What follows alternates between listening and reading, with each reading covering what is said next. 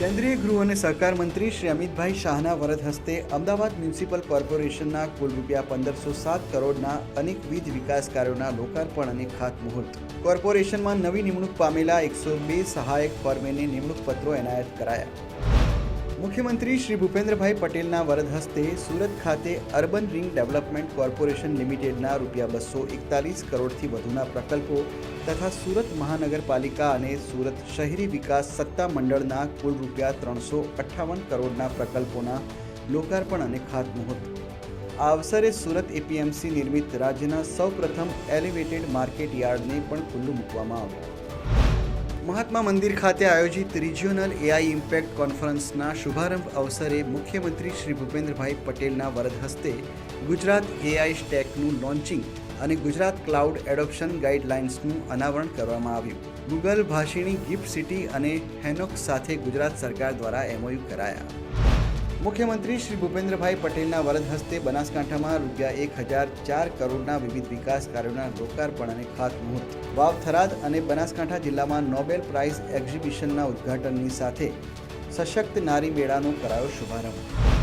મુખ્યમંત્રી શ્રી ભૂપેન્દ્રભાઈ પટેલના વરદ હસ્તે નમો લક્ષ્મી યોજના, નમો સરસ્વતી વિજ્ઞાન સાધના, મુખ્યમંત્રી જ્ઞાન સાધના મેરિટ સ્કોલરશીપ અને મુખ્યમંત્રી જ્ઞાન સેતુ મેરિટ સ્કોલરશીપ યોજનાના 13 લાખથી વધુ લાભાર્થી વિદ્યાર્થીઓને રૂપિયા 370 કરોડથી વધુની સ્કોલરશીપ સહાય આપવામાં આવી.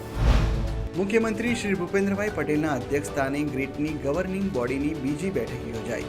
આ પૂર્વે મુખ્યમંત્રી શ્રીએ ગાંધીનગરના કર્મયોગી ભવન સ્થિત ગુજરાત રાજ્ય ઇન્સ્ટિટ્યુશન ફોર ટ્રાન્સફોર્મેશન ગ્રીટની કચેરી ખાતે વિકસિત ગુજરાત સ્ટ્રેટેજી રૂમનું લોકાર્પણ કર્યું. સાથે જ આયોજન પ્રભાગ દ્વારા તૈયાર કરવામાં આવેલા રાજ્યના જિલ્લાઓના ડિસ્ટ્રિક્ટ ડોમેસ્ટિક પ્રોડક્ટ એસ્ટિમેટ્સનું પણ વિમોચન કર્યું.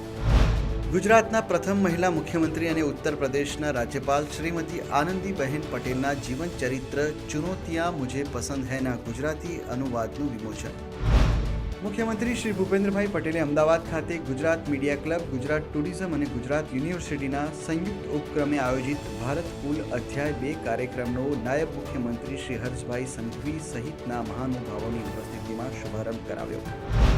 સતર્કતા આપણી સહિયારી જવાબદારીના સૂત્ર સાથે ગાંધીનગર ખાતે યોજાયેલ આંતરરાષ્ટ્રીય ભ્રષ્ટાચાર વિરોધી દિવસની ઉજવણીના અવસરે મુખ્યમંત્રી શ્રી ભૂપેન્દ્રભાઈ પટેલે એસીબી એટલે કે એન્ટી કરપ્શન બ્યુરોમાં ઉત્તમ કામગીરી કરનારા 10 જેટલા કર્મચારીઓ અધિકારીઓનું સન્માન કર્યું. વિકસિત ભારત, વિકસિત ગુજરાત.